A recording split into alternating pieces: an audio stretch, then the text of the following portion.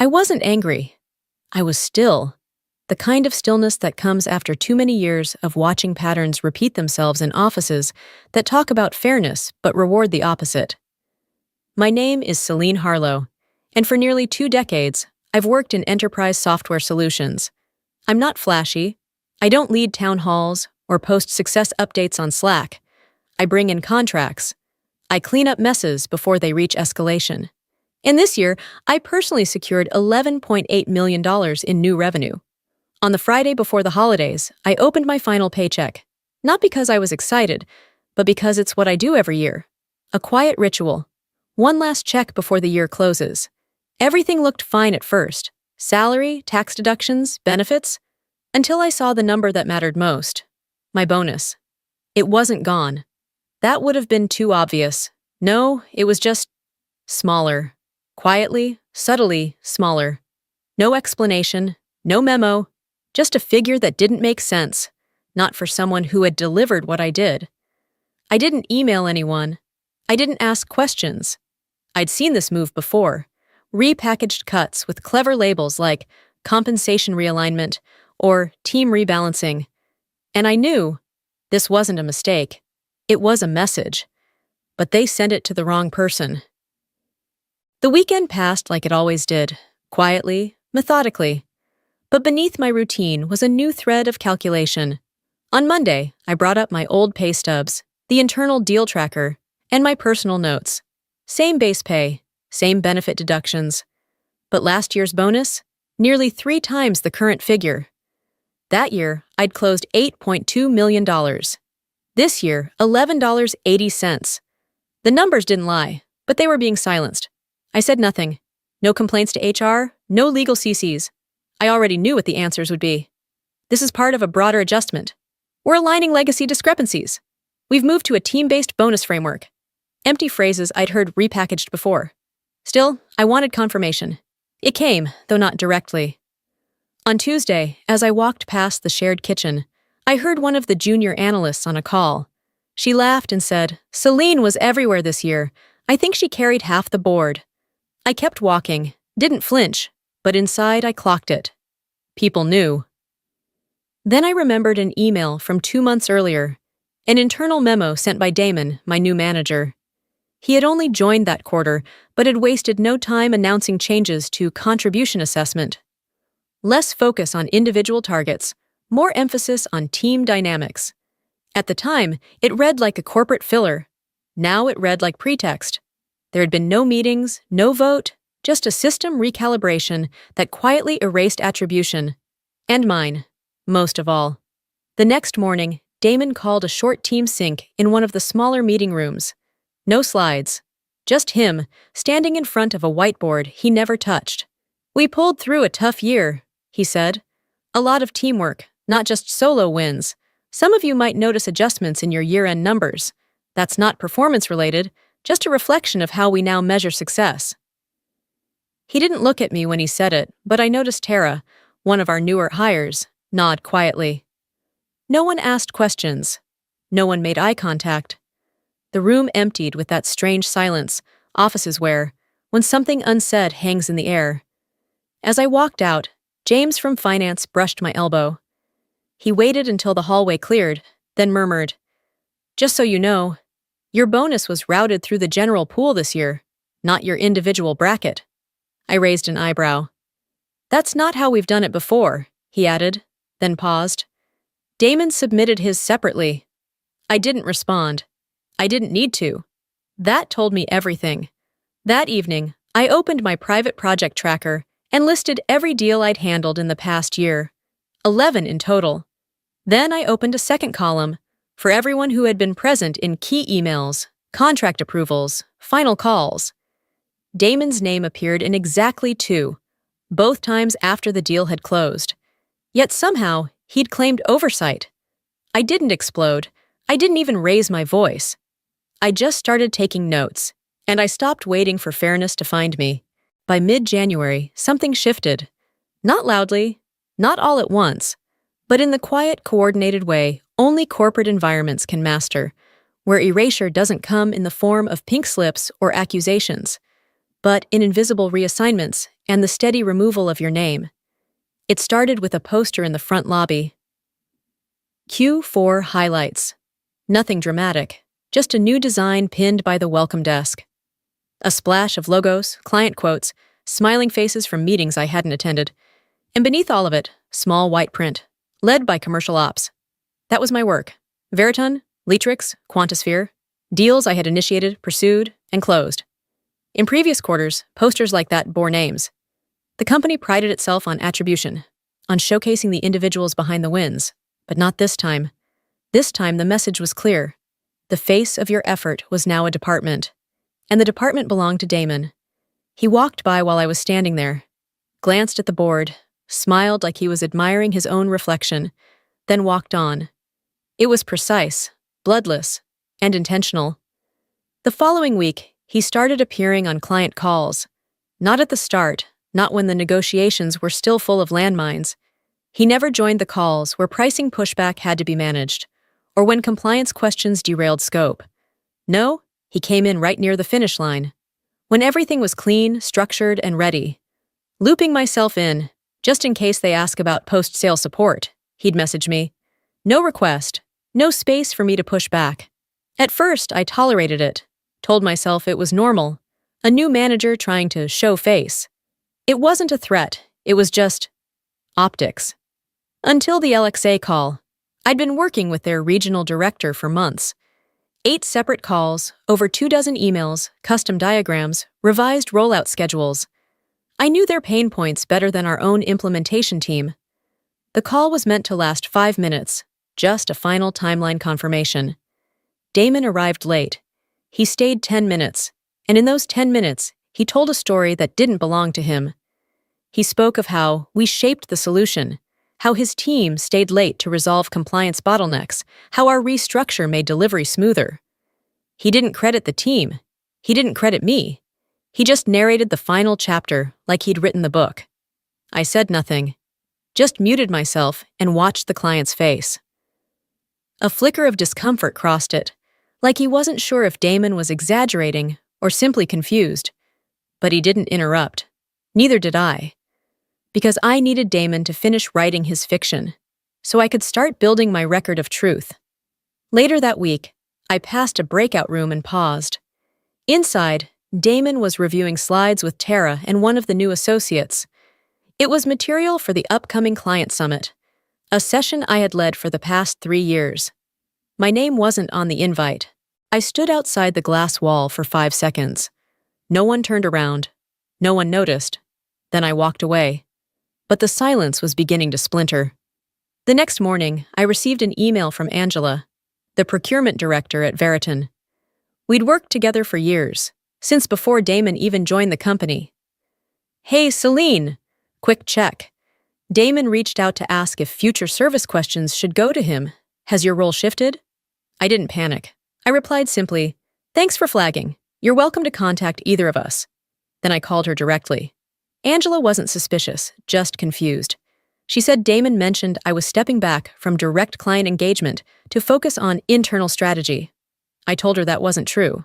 She paused. "That didn't sound like you," she said. "Glad I checked." After I hung up, I didn't forward the call notes to Damon. I didn't confront him. I didn't report anything to HR. Instead, I made another decision. I cleared my calendar. Every optional training, every team coaching roundtable, every non-billable side project I'd once supported out of goodwill. Gone. If I was being measured by numbers now, then I'd be nothing but numbers. No more context, no more mentoring, no more favors, just revenue. Let them weigh that. That Thursday, James from finance stopped me near the elevators. He waited until no one was nearby. "You didn't hear this from me," he said, "but someone tried to move your name off the Q3 revenue attribution file." There were no system changes, no traceable edits, just a void. Someone had tried to scrub my signature off the ledger, but someone had seen it. And that meant I wasn't alone in seeing the shape of this. Martin wasn't just taking credit. He was orchestrating a quiet replacement, removing me deal by deal, name by name, thread by thread. And it was working because it was quiet, but not quiet enough. The unraveling didn't happen with an explosion. It started with a whisper, a correction really. It came from a client. Dominic Wade, head of enterprise programs at Westhold Group, wasn't the type to tolerate inefficiency or ego. I'd spent nearly 2 months slowly building rapport with him, long emails, exploratory calls, cautious alignment on priorities. Nothing was formal yet, but momentum was growing. It was one of those complex, high-stakes prospects that couldn't be rushed. Then, one morning, I got a calendar invite. Initial strategy call, Martin Clive with Westhold. No mention of me, no CC, no explanation. I stared at it for a full minute before shutting my laptop. He hadn't just tried to redirect the account. He'd gone ahead without me. Damon didn't know Dominic, hadn't read his notes, hadn't joined a single exploratory session. But there he was, hosting the very first strategic meeting. 10 minutes after the call ended, Dominic emailed me directly. Appreciate the introduction to your colleague, but we'd prefer to continue dialogue directly with you if that's all right. That was it. No emotion, just correction. Clean, clear, precise. That same afternoon, I saw James from finance pass Damon's office. He paused for a moment, long enough to register something, then kept walking. But that glance said everything. Something had cracked. By the following morning, word had spread. Quietly. Tara came by my desk, pretending to return a shared notebook. She placed it down and hesitated. Just so you know, she said without looking up, he's saying you were too overloaded to take on Westhold. That's why he stepped in. I didn't reply. She added, but Leah from Quantisphere asked last week why someone else was representing her account. She said it didn't feel right.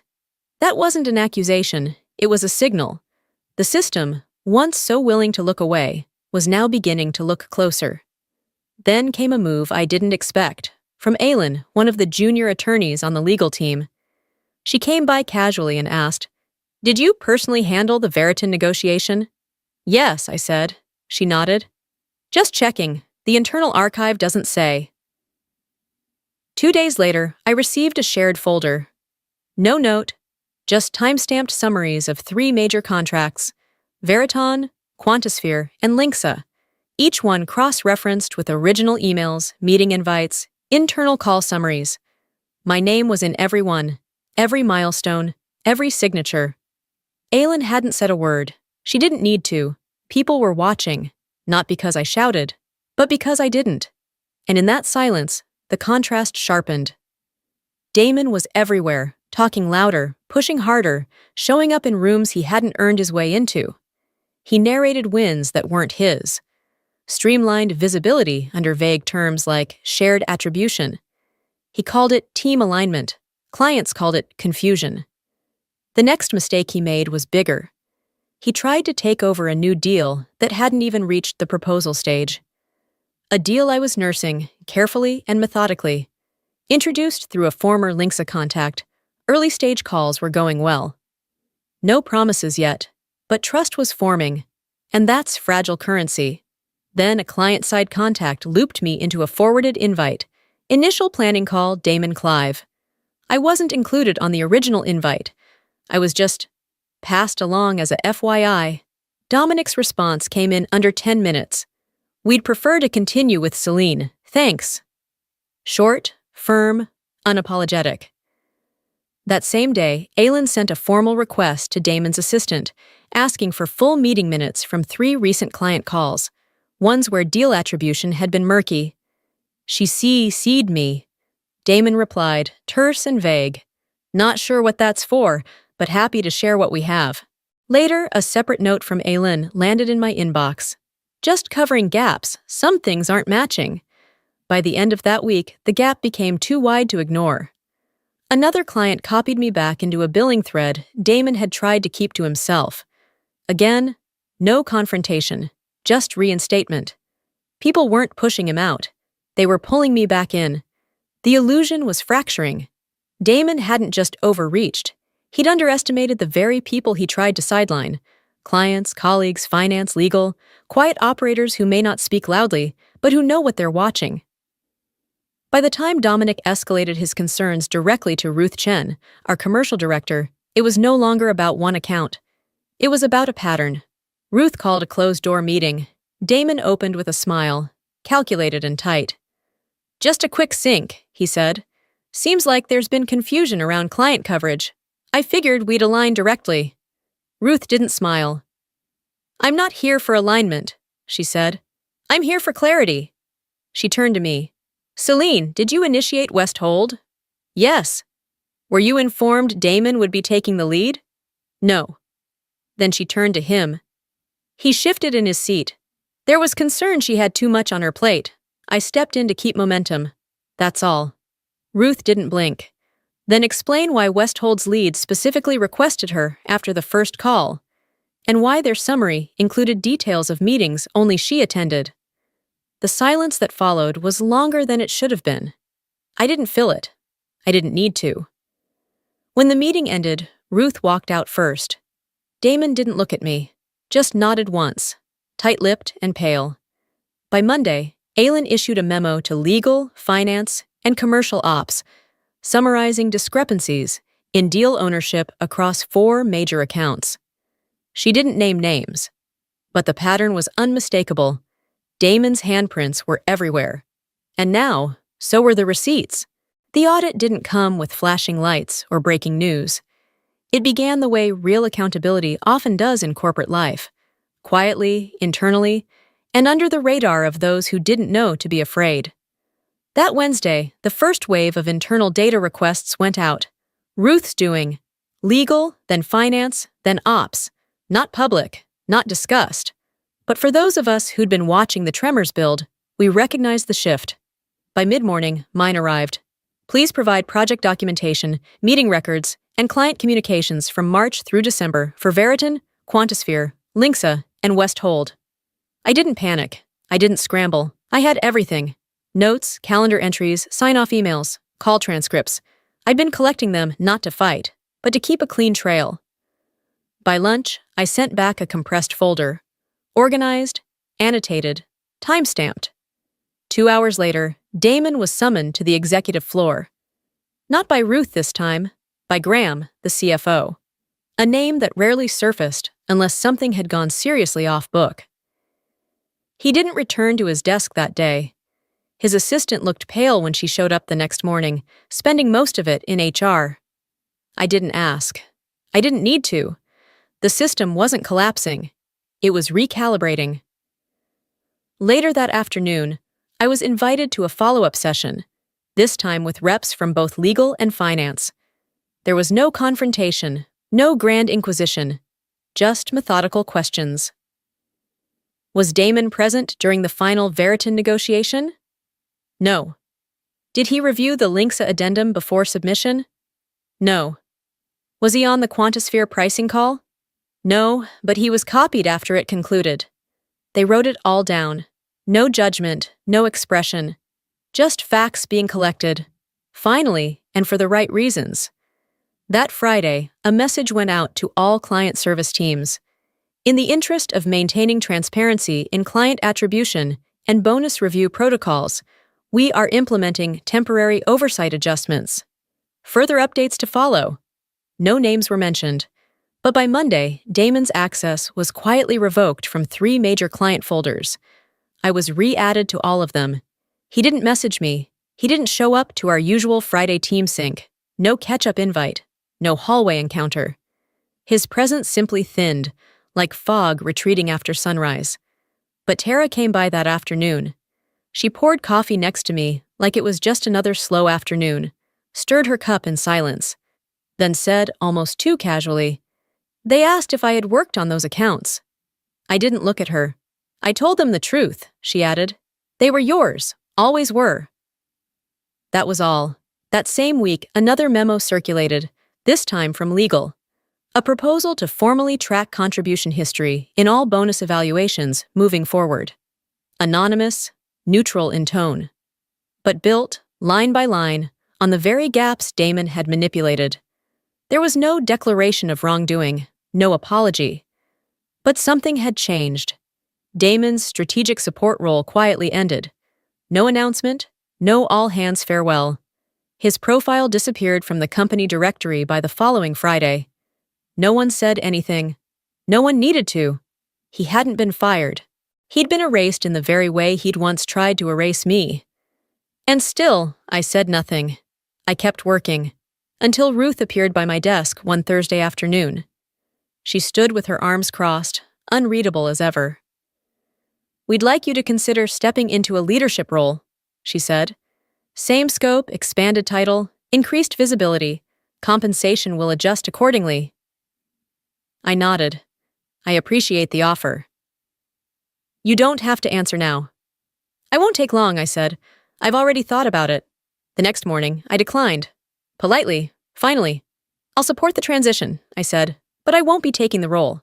Ruth didn't ask why. She just said, "Let me know how we can make the exit smooth." The truth?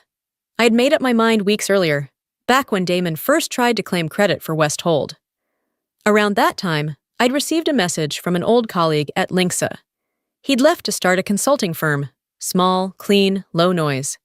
He'd reached out with a single line, "If you're ever tired of politics, I've got clean work and clean books." We had coffee once. He didn't ask what happened. He didn't need to. He just said, "You've spent your career fixing messes that shouldn't exist. What if you built something that didn't need fixing?" At the time, I didn't answer, but I already knew. So I gave 4 weeks' notice, long enough to finish what I'd started, short enough not to be talked out of it. When Tara heard, she came by again. "You're really leaving?" "Yes." "They'll replace you." I nodded. "They'll succeed," I said, "but they won't rebuild what they erased." Her face softened, not regret, not admiration, just clarity. By my final week, every handoff was complete, every document accounted for.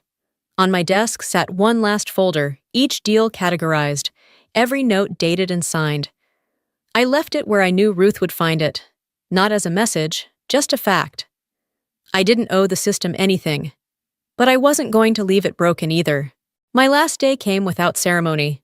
No cake in the break room, no farewell speech. Just a quiet Friday, emails tapering off, people pretending not to notice the cleared desk beside them. That was fine by me.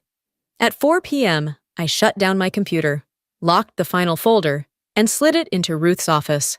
Every deal closed, every thread tied. I didn't leave with resentment. I left with precision. On my way out, I passed Tara. She stood by the printer, pretending to read something. "You're not going to say anything?" she asked. "I already did," I replied. "I stayed. I delivered. That was everything." She nodded. "You left something behind." "I meant to." 2 weeks later, James forwarded me a message. "Quantisphere is pausing renewal talks until they understand who's leading now that Celine's gone. Not a threat, just leverage." And that was the difference. I hadn't left to make noise. I'd left to stop being erased. And in doing so, I'd left behind something systems can't overwrite. A name they couldn't remove.